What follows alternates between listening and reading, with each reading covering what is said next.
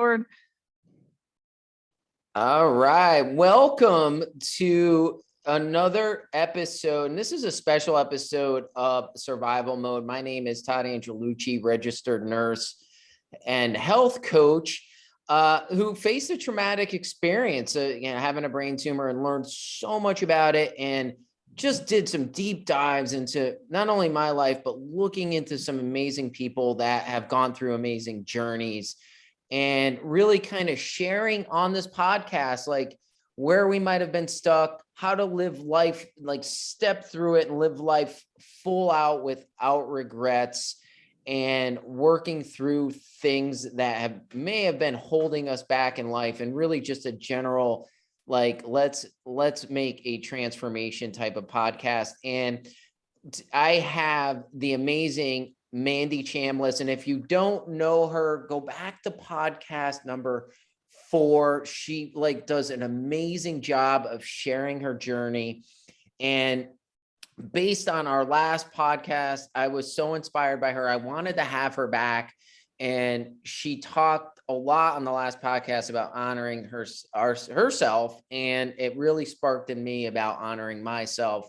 And I thought, with the new year coming on board, it would be great for us to have a special episode here on honoring ourselves into the new year. So welcome, Mandi.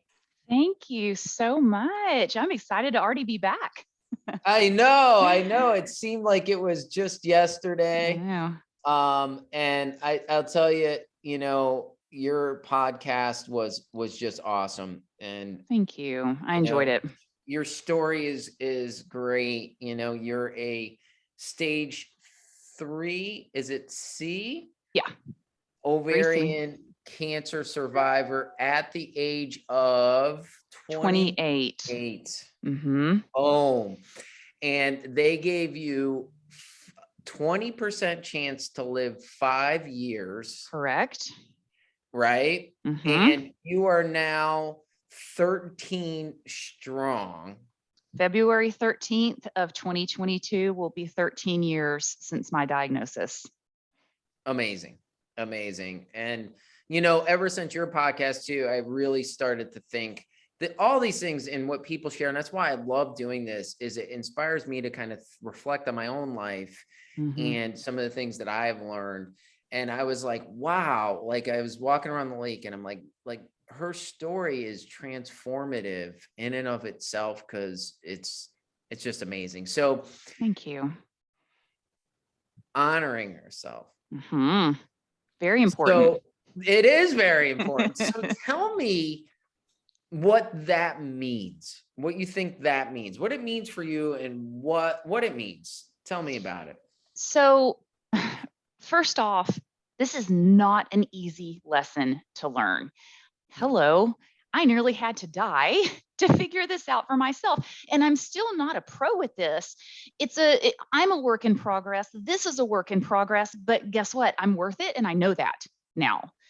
And so for me, honoring myself, I've mentioned in other podcasts that I've done this concept that, I don't know, in my head, I came up with it. I've never heard of it before, but it may already be out there. But this positive selfishness is this concept that I think of.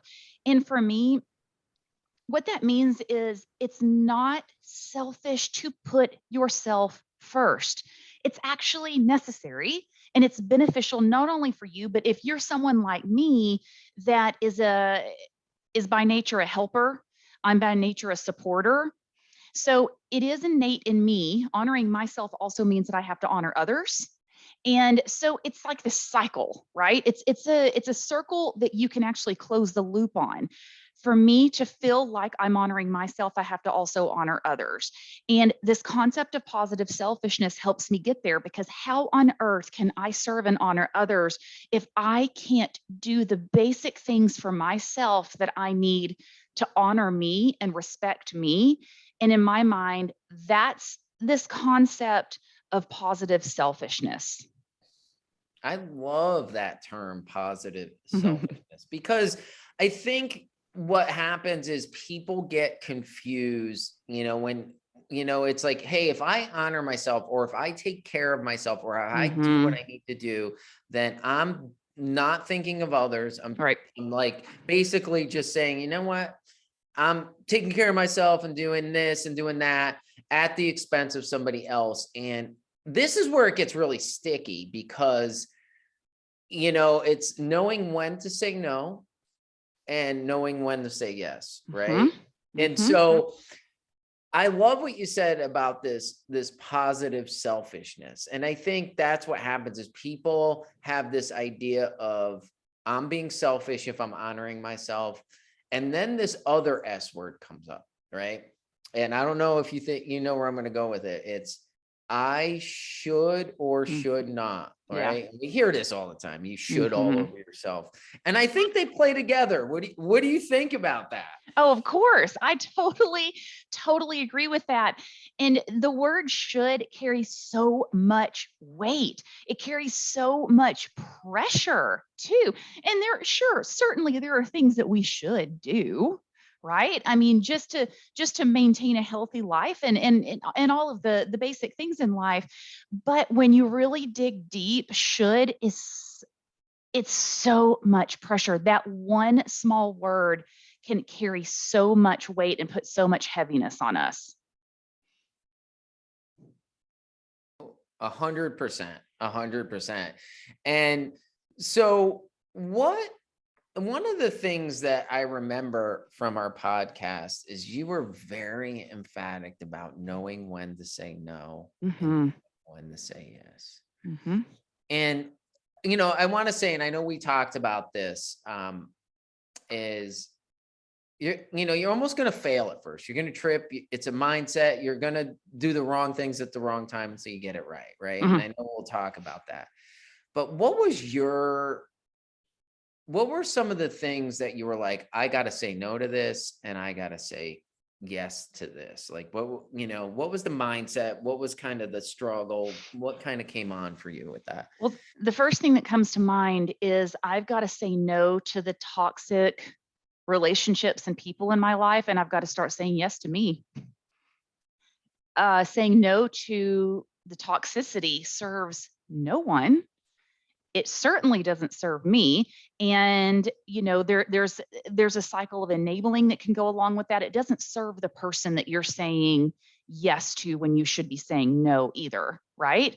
So I mean, for me, that's the first part that really genuinely comes to mind. What did I start saying no to first? It was the toxic relationships in my life. It was the friendships that didn't serve me.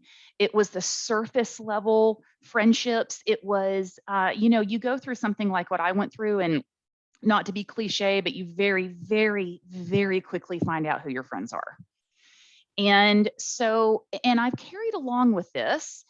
And sometimes I think, I hope it doesn't make me seem flippant or indifferent or whatever, but also maybe I kind of don't care.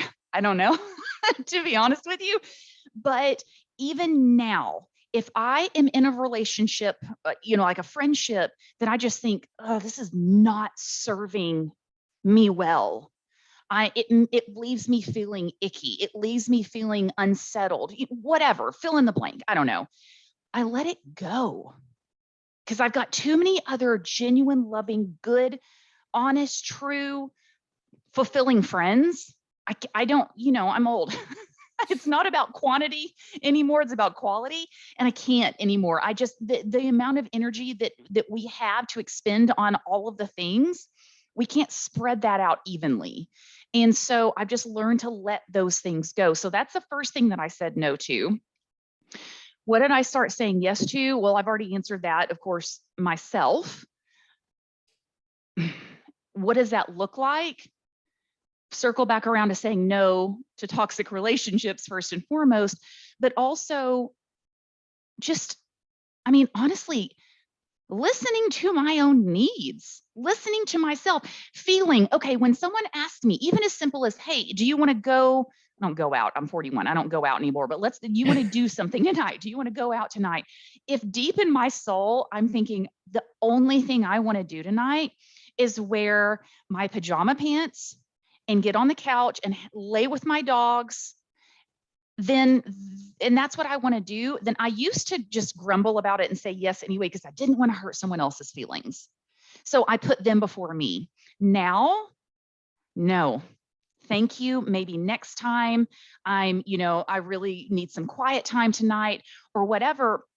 So I let go of ignoring that innate alarm bell or flag or sign or whatever. I mean, it doesn't have to be as dramatic as an alarm bell, but like just that innate feeling that you have when you know, I really don't want to do this thing, so I don't do it anymore. And it really frees you up, by the way. I love that, because one of the things I learned in my journey, and I hope that people that not just have had some traumatic experiences are tuning in this, but just people that haven't. And like, this is lessons to learn, because in reality, our lives can end in a moment for anyone. Mm-hmm. Absolutely. Or you could get that.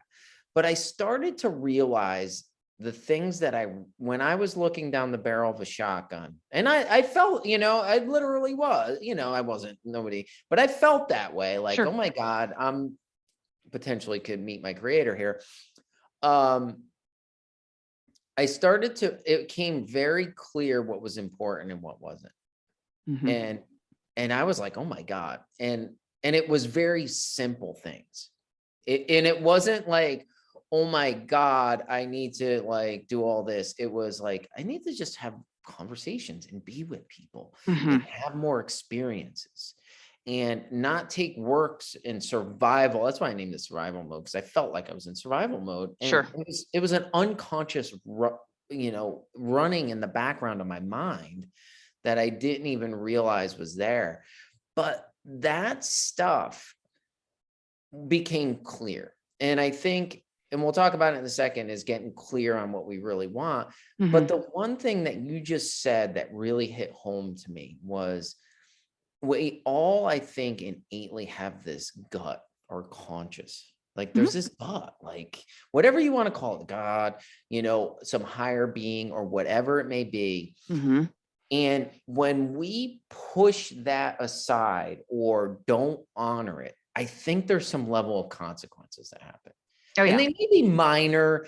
It may be like feeling bad, depressed, down, or just irritated. It may be that minor, or it may just build up and be more. Would you agree with that? Totally. Totally. I see it coming out as resentment. I see it coming out as frustration with myself. Now, also, to be completely fair, sometimes when I have said yes, when I felt in the moment like I should have said no, it served me well, right? It served me well. But I think the difference is learning the difference, knowing the difference, feeling the difference, and trusting yourself next time. And each time you can build up more trust in yourself to know, oh, when last time I felt like this, it didn't go well. And I resented the person that made me go do the thing that I really didn't want to do because I just wanted to be in my PJs. But then this time, when this person asked me to do this thing, I really didn't want to go, but I went and I enjoyed it. So allow yourself to learn through that process. And you can use those feelings of, anger, frustration, resentment, whatever it ends up coming out like when you say no, when you should have said, or when you say yes, when you should have said no, I guess. You can teach yourself to trust yourself to know which is the correct answer at any given point in time. In either way, whether it's yes, whether it's no, it is fine as long as you're doing what's right for you. And you bring up a good point. And I use this term, like, we're not going to come out of this doing this perfect, right? No. And we're going to trip and fall. There's a couple of things I always share with people, especially some of my clients. I say, fail forward, right? Oh, I like that. Fail doing it. Like, don't fail by not doing it, right? Yeah. So, and then it could be ugly, and own your ugly, own the ugly, right? Oh, that sounds so scary, but it's true. It means you got to do the thing, And I think a lot of what happens is there's this holding back that people have, myself included, and I'm speaking of, personal experience. Sure. You hold back to make everything okay, and it's not. And I think all of that stuff it just piles on.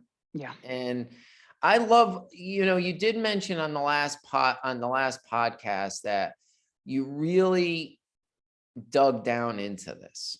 And you said something too that like struck me, was like, we often, and I could speak for a lot of people that come to me that I talk to, and they always say, well, we can't just quit our jobs and go travel the world if we have here to live and stuff. And you made this comment, which I love, like, listen, we have some responsibilities. We're not saying, hey, shuck your responsibilities, go live in a yurt somewhere and, or do whatever. I don't know where Sure. you're, but, that stuff. And you made a great comment. You said, you got to earn income to live, and you got to do things that, hey, you have to do. But where's your line in that? How does that play? Because I think a lot of people struggle with that. Well, for me, to be honest, I mean, I have a doctorate.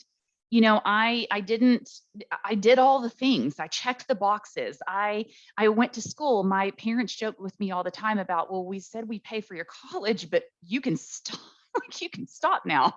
But point being, I like my job. I love my job. I love what I do, but it's not, it doesn't define me. My job is a means to an end. My career is a way for me to make money so that I can do the things that I actually want to do with my day, to be completely honest with you. And I mean, that's just the reality of my situation. You face not knowing if you're going to have tomorrow, and all of a sudden being a workaholic doesn't sound that much fun anymore. Winning the awards isn't that important anymore. Being sales rep of the year, being, whatever you might be, it just doesn't matter anymore. I want to paraglide off of the Swiss Alps instead, right? I want to go to Spain to visit my friend. I want to do the things that I want to do. And so for me, drawing the line is, I mean, of course, doing the best I can every day at whatever it is I'm doing. So I'm not saying shirk your responsibilities. I'm not saying, half-ass things, full asset by heaven's sakes, but like, still remember that there's a life outside of 9 to 5. Yeah, there's not a half-ass and there's not a full ass. Yes. You want to be somewhere like there, Respect right? your ass. That's where you need to be. And just remember that there's a whole world out there outside of 9 to 5. And that's what you really want to see. Who cares about the success and the awards and the whatever? Go see what else is out there. And so to circle back around, that's what it is for me. My 9 to 5 is so I can do the things I actually want to do. That's and I think that's where people get stuck. And I had gotten stuck because it goes into this workaholic. Hey, a lot of people say when I retire, like they grind this out. And that's one of the things that really became apparent to me. It's like, what am I doing? Like, a lot of things showed up in my life where I'm like, hey, I live to retirement. That's great. And, I'm not going to like spend all my money or just be irresponsible, but you got to enjoy the journey. Now, what if you don't make it to retirement? That's the thing. What if you don't? And I've seen that with some people, and I'm like, oh my God. And it's been, that's an eye opener. And I think, having a diagnosis and really looking at your mortality, really, you think of life very differently. And I'm glad I had this experience for that reason too. So, and part of me thinks like God was like, listen, I want you to pay attention to your life. A little bit. Yeah. And I want you to do things that matter that you're here for. Mhm. And that could be a whole nother conversation. So we're heading into the new year. And I think one of the pet peeves I've had year over year, where everyone's into like, hey, it's New Year's, it's resolutions, it's all of this stuff, right?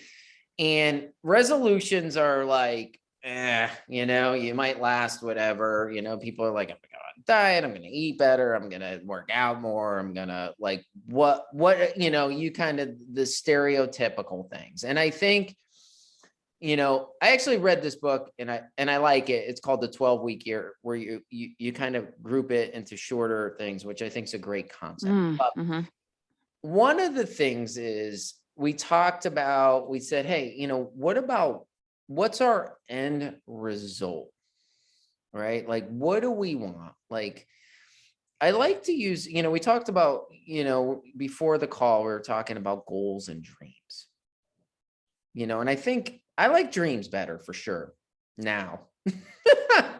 Agreed. Before brain tumor, I was a goal guy.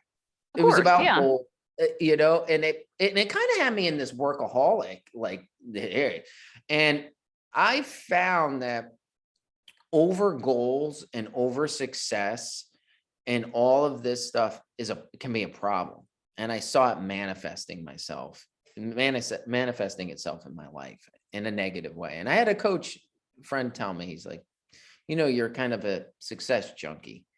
And and I looked at it and I listened and I was like, you're right. So tell me what your thoughts are on goals, dreams, moving forward, success. So I would agree with you. I was a lot like you before, and I focus more on goals than dreams. And as cliche as it sounds, your priorities do shift really, really quickly after you face your own mortality.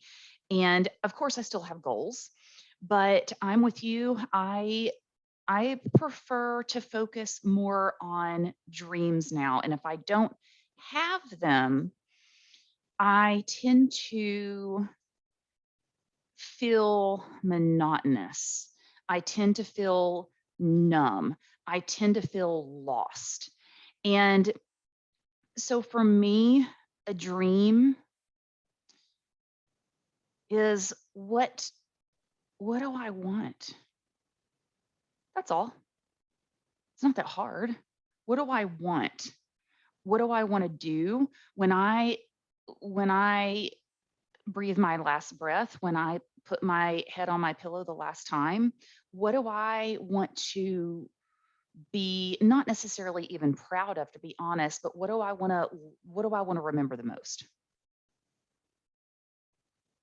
And if I don't have, I think that COVID was very hard for me. Quarantine was very hard for me for that reason, because a lot of my my dreams circle around travel, and we couldn't do it. So instead, I created all of these little goals that were fun and great and good. And I started painting again, and I started writing my book, and I started doing these things, and they were all fantastic. But I live based off of my dreams and whether I get to accomplish those, because the goals may get you more money, the goals may get you the trophy, the award, the whatever, but it's the dreams that give you those memories, and that's really all that you take with you. So that's the most important thing to me. And if I don't have that, I do tend to struggle some. So I always try and have something to look forward to. I agree. It becomes less things. Like, Yeah. when I was going through it, there wasn't anything money would have gotten me.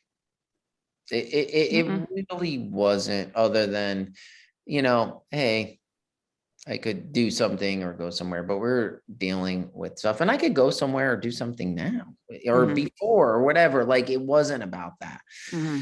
It was about the people, the experiences, and seeing things and being part of, like, I don't know, like, I always use this analogy. Like, have you ever been on a really amazing vacation, like in this remote area or wherever, like somewhere, whatever your dream is, and you're like, oh my God, this is awesome. You're having just an amazing time. And sometimes you don't have to go far for that. You could go to a nice place or whatever. and you're like, oh, the other thing that I noticed was, have you ever gone on a trip? And this is probably maybe prior, your issue, your circumstance is you go on vacation or you go on a trip, and the first few days you're like, okay. And then you settle down and then you're like, oh, you start to breathe again. It starts to go back. And then you're like, I got to do this more often. And then it's over. And then you're back, and then you're back in the thing again. Yes, for sure. For sure. Because, the first couple of days, for me, at least, I was thinking about, what am I missing at work? What am I going to have to catch up on? What's going on at home that I'm not getting done because I'm here? And then lo and behold, the final day, I'm like, oh, I'm relaxing. I'm enjoying myself. And guess what? I wasted all that time worrying about the stuff that was going to be there regardless of whether I thought about it or not. Now it's time to go home. So that brings me up. So if somebody is, and I call it, we have a broken dreamer, or we've forgotten how to dream again. Like as a child, that's why this childhood wonder is so awesome, right? But as we age, it starts to kind of, And how would you recommend somebody who might have a broken dreamer or a forgotten dreamer or a stalker? They're kind of just in that spot. What would you recommend? What I would not recommend is realizing how important it is the way I had to. Right. Maybe realize this before you face your own mortality. And I highly recommend that. But for someone who, and I think we're all that way, to be honest. I do think COVID was helpful. The quarantine was helpful in terms of people really being able to reevaluate what was important to them. And they thought about dreams, but sometimes they were pipe dreams because we never knew if we were getting out of this thing. So I think a lot of people went through this during quarantine. And for people who are struggling with, I like that concept of being a broken dreamer. I like that. But for people who are doing that, dealing with that, just take the time to listen to yourself and your own needs. Just slow down. It's really, really likely to become what you call a broken dreamer when you don't give yourself time to dream. Completely, and I might say something that maybe like people like, but it's even a daily mindfulness, right? Just sit and be still. You don't have to like, hey, let me focus on my breath. Let me be like the Dalai Lama. Everyone's like, you could be a perfectionistic about mindfulness. Yeah. Sometimes it's just sitting in quiet stillness for a minute and letting it grow. Yeah. Because they say, right, it's in stillness is where I'm found. Yeah. And I think people avoid that because in stillness, first off, that's where you're found. And sometimes that can be kind of scary to see that at first, to realize that at first. But for me, specifically years ago, even sometimes now, in stillness, there's a fear that goes along with stillness. There's a fear that goes along with quiet. And so I think that's a big challenge also, is just learning to be okay with whatever you hear in the stillness, learning to be okay with whatever you tell yourself in the stillness, and respecting the fact that there's something to be learned there, and trusting yourself to know how to handle it, how to deal with it. And just, again, honoring yourself in that moment. Because if we constantly stay busy, if we constantly have someone talking in our ears, if we constantly have the TV on, I'm very guilty of this, but have a podcast or an audiobook in my ear, although I love it, that is taking away my own time with me. And we do it as an escape. I fully respect and understand that, but it also limits the time that we can kind of cultivate these dreams, and we can hear ourselves learn and tell ourselves what we need. I love what you just shared because I made a minor change, and I used to do a lot of lives all the time, Facebook lives. I've cut back a little bit, got to get back into it. But what I used to do is my routine was I'd run with a podcast. I wouldn't, an audiobook, I wouldn't, because I needed something that kind of was time limited. So I'd run with a podcast, get my coffee and walk back. But I have my dog, and I learned this honestly, probably just before our podcast we did. And I live around a lake, and it's very dark in the morning and at night. So when I walk him, it's dark, but I could see the moon and the stars, and I'm with him, and he doesn't talk. Obviously, he's a dog, but he's got this energy. So I made a point where I don't listen to anything, and I just enjoy the scene and him and the experience. Yeah. And I made that shift, because it's in, and I did that. Like I said, this is what it's about. It's not about the over successing or overdoing and all of those things, because you can make overdoing in a lot of things for sure. Yeah, for sure. So we talked about a lot of cool things and about honoring ourselves, right? Any other tips that you have for, I know we weaved a lot of what our thoughts were into this, but any other tips come up for you that you wanted to bring up? Well, on this note of taking the time for yourself and listening to yourself, something that I have said to a lot of people, if you're trying to get to point Z, and I know we talked about how do you even know what point Z is, whatever your goal is, whatever your dream is, whatever honoring yourself looks like. If you want to get to point Z, you have to start at point A. Point A is taking that time. Point A is being still. You can't start at Q. You can't start at S. You've got to start at A. You've got to take the time. So first and foremost, I think that's the most important thing. None of the rest of this matters if you don't even take the time.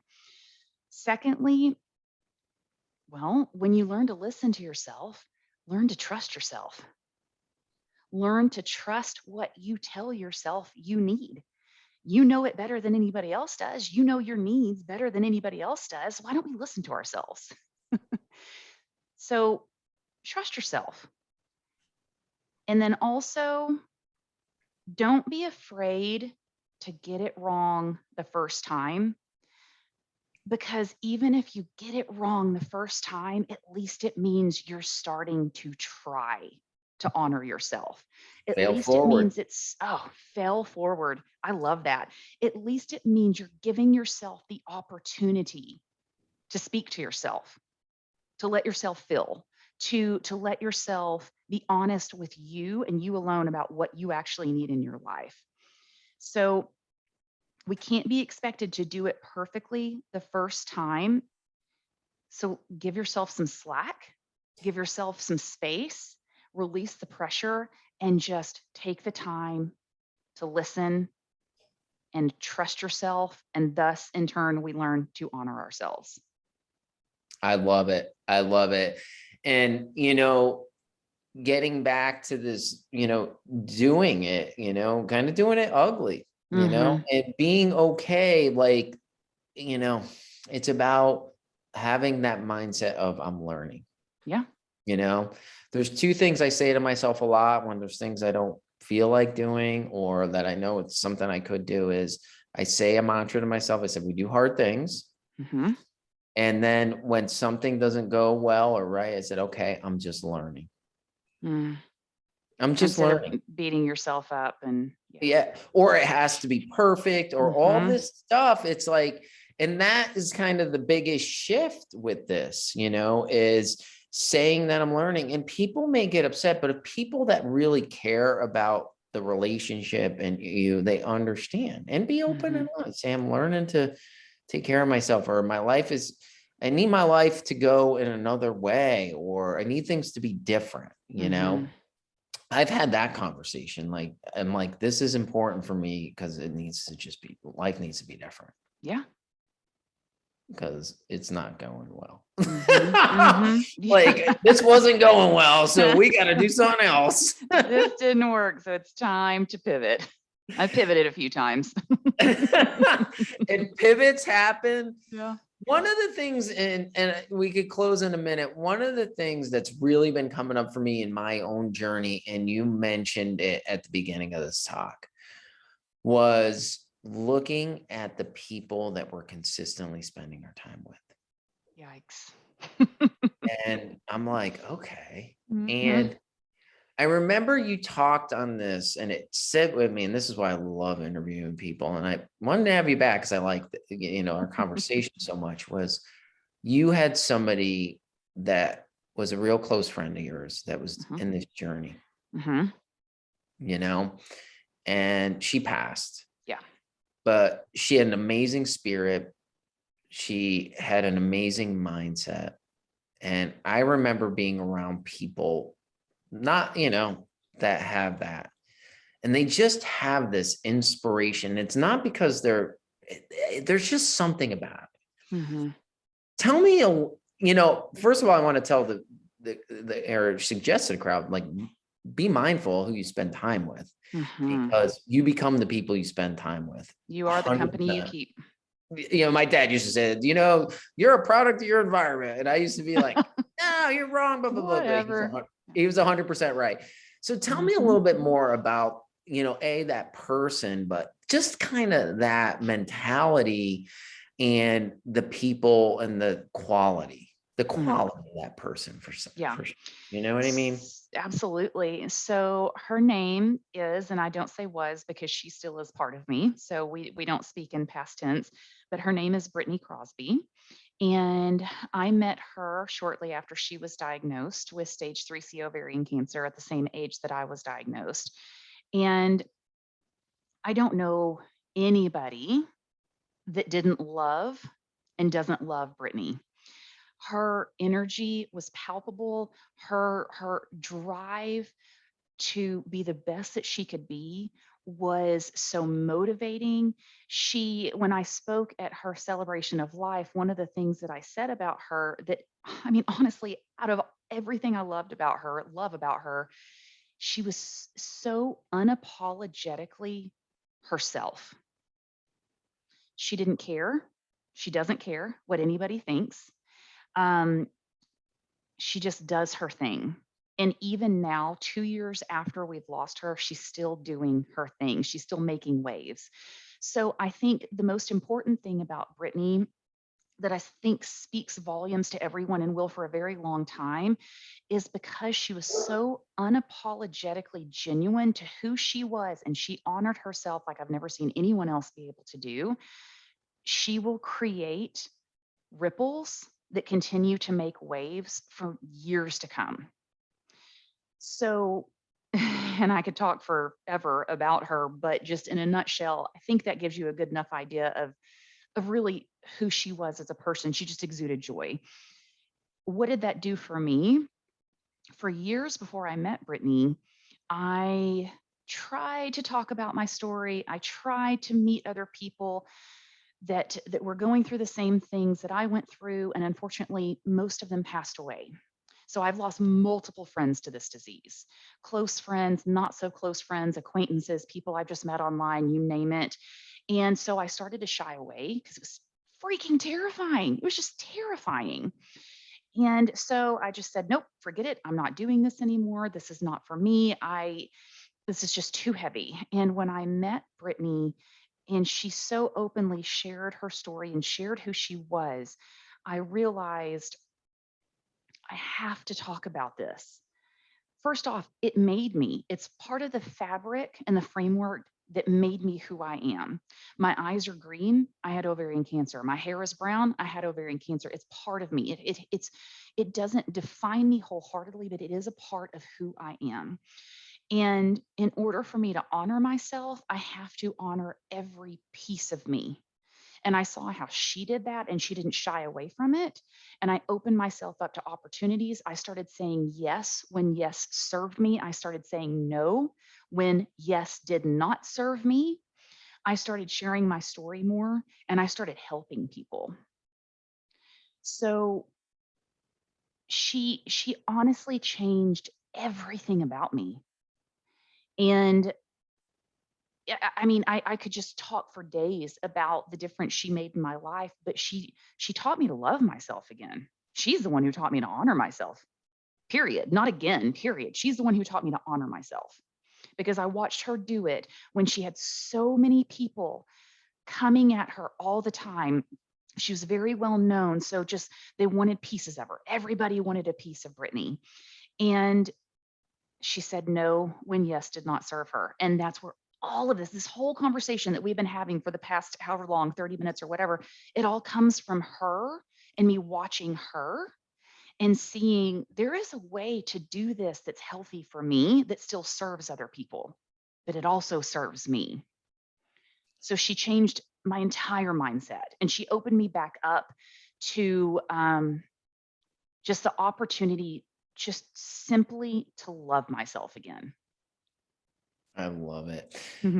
That stuff inspires me because I remember and know to people along my journey that had that energy, that had that, and they didn't, it was just their being that was inspiring. And so with that being said, you know, find those people that play at a higher level, that are doing, that have the, back to kind of Tony Robbins 101, you know, find the people that have what you want and model them, spend time with them, sit down with them, you know, and start, because that's really what happens. And that becomes the inspiration, and it helps to unlock our gifts. So I love that. And thank you. I think we'll wrap it up. If you have any questions or comments, you know, both, you know, feel free to put in the chat wherever this is posted and reach out. You'll have our information.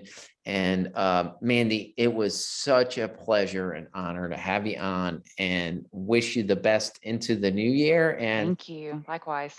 Prayers for February. I know I got a scan in February, so February is a crucial month, but we just keep going one day at a time, right? Absolutely. That's all we can do. Awesome. Well, you have an amazing, amazing day, and thank you for being on. Thank you for having me again. All righty. Bye.